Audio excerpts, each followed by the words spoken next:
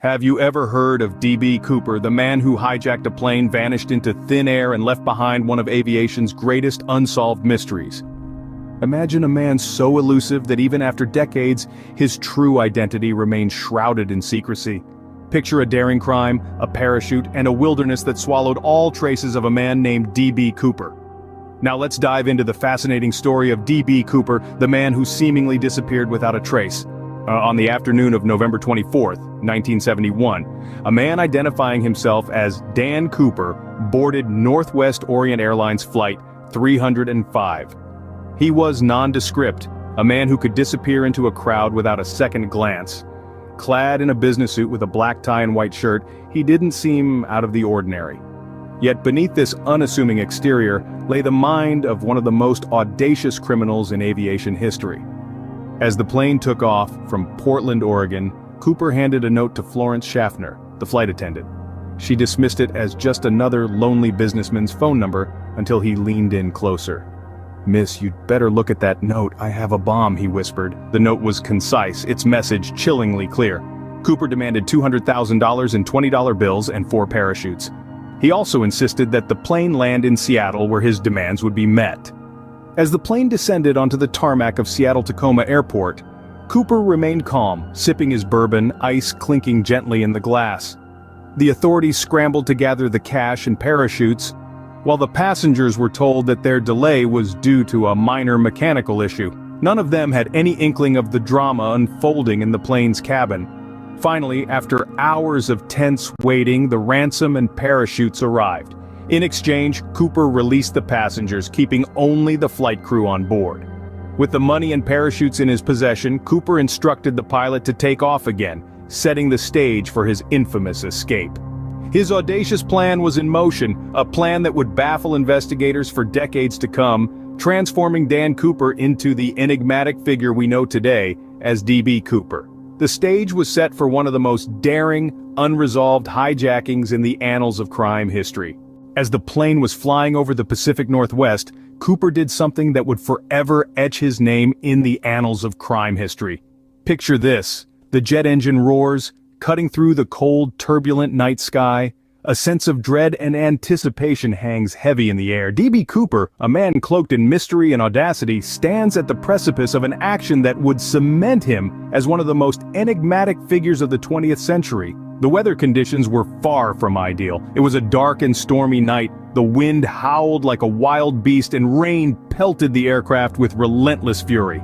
The plane was flying at an altitude of approximately 10,000 feet, a height from which survival was uncertain at best. Despite these inhospitable conditions, Cooper was unfazed. He was about to take a leap of faith, a plunge into the unknown, a daring jump into the abyss. The inherent risks involved were enormous. The velocity of the wind, the bone-chilling cold, the lack of visibility, the uncertain landing, all these factors posed a significant threat to his survival. Yet Cooper remained undeterred, almost eerily calm. He was a man on a mission, a man with a plan, a man who had nothing to lose and everything to gain. After his daring leap into the unknown, D.B. Cooper was never seen or heard from again. His name, however, would forever echo through the annals of crime history. In the wake of Cooper's audacious escape, a massive search and rescue operation was launched. This wasn't just any ordinary manhunt. No, this was a full-scale operation involving the very best from the Federal Bureau of Investigation, local law enforcement, and even the military.